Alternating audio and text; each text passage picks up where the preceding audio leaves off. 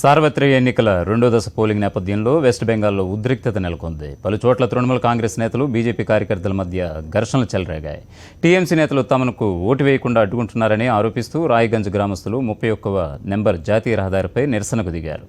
తమ ఓటర్ కార్డులను లాగేసుకుని దాడికి పాల్పడ్డారని ఆరోపించారు. అటు NH-34 పైన ఉద్రిక్త పరిస్థితులు నెలకొన్నాయి. ఉత్తర దినాజ్పూర్లోని దిగిర్పర్ పోలింగ్ స్టేషన్లో తమను ఓటు వేయకుండా అడ్డుకున్నారంటూ స్థానికులు హైవేను దిగ్బంధించారు. వారిని చెదరగొట్టడానికి లాఠీచార్జ్ చేయడంతో పాటు టీయర్ గ్యాస్ ప్రయోగించాల్సి వచ్చింది.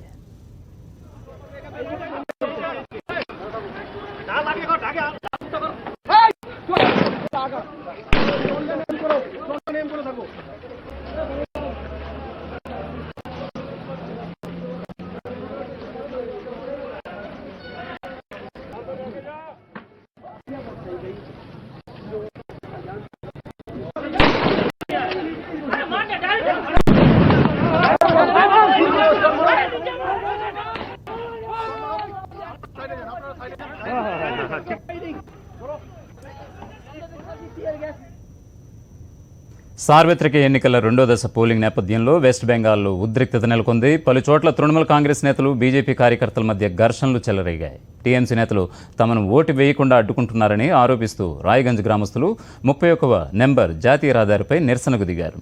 తమ ఓటర్ కార్డును లాగేసుకుని దాడికి పాల్పడ్డారని ఆరోపించారు. అటు NH-34 పైన ఉద్రిక్త పరిస్థితులు నెలకొన్నాయి. ఉత్తర దినాజ్పూర్లోని దిగిర్పర్ పోలింగ్ స్టేషన్లో తమను ఓటు వేయనివ్వకుండా అడ్డుకుంటున్నారంటూ స్థానికులు హైవేను దిగ్బంధించారు. వారిని చెదరగొట్టడానికి లాఠీచార్జ్ చేయడంతో పాటు టీయర్ గ్యాస్ ప్రయోగించాల్సి వచ్చింది.